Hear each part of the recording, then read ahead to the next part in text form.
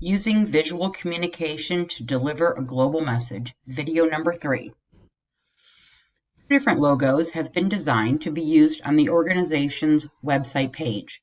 One will be used on the United States website and the other will represent the Australian website. Each design can be clearly replicated and scaled for use on a large area like a billboard or as graffiti art on a building. They can also be tailored for use on social media campaigns for Facebook, Twitter, or Instagram. The images have clean lines, distinct colors, and unique pictorials associated with them and can be easily interpreted and identified without the need to clearly see the words. For the Australian website, this pictorial displays what racism means to Australia, including wording like bias, antagonism, opposition, and tribalism.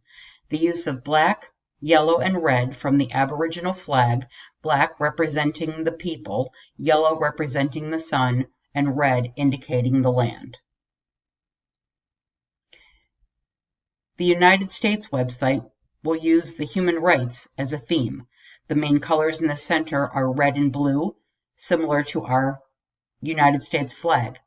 Use of words will be used like freedom, justice, hope, equality, and prosperity.